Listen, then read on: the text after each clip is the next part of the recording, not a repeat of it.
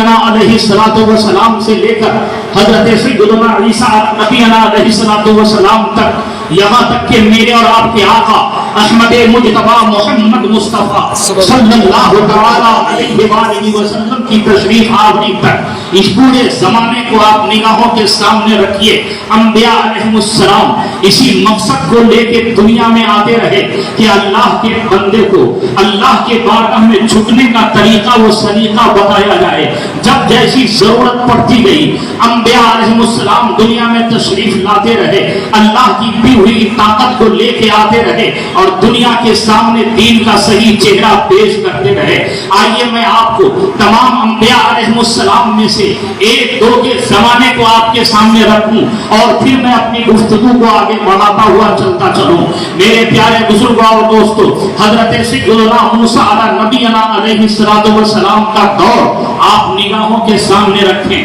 آپ اس وقت دنیا میں تشریف لائے جب فرعون کا بول بالا تھا اور فرعون اپنی خدائی کا اعلان کر رہا تھا۔ فرعون اس لیے خدائی کا اعلان نہیں کر رہا تھا کہ ماذ اللہ اس کے اندر خدا بننے کی صلاحیت تھی، نہیں، بلکہ معاملہ یہ تھا کہ فرعون اپنے دربار میں 70,000 جادوگروں کو پال رکھا تھا اور یہ تمام جادوگر اس کے جھوٹی خدائی کا سبب بنے ہوئے تھے۔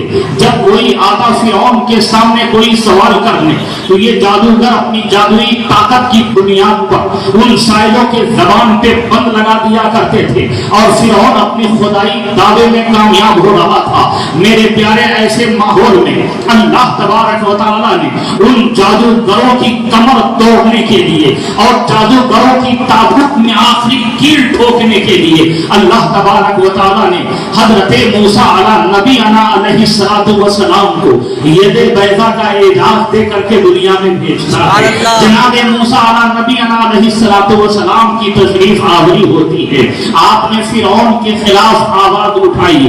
فرعون نے کہا، اے موسیٰ، میرے خدائی کے خلاف آواز اٹھانے سے پہلے میری طاقت سے تجھے مقابلہ کرنا پڑے گا، میری قوت کے سامنے تجھے سینہ سپر ہونا پڑے گا۔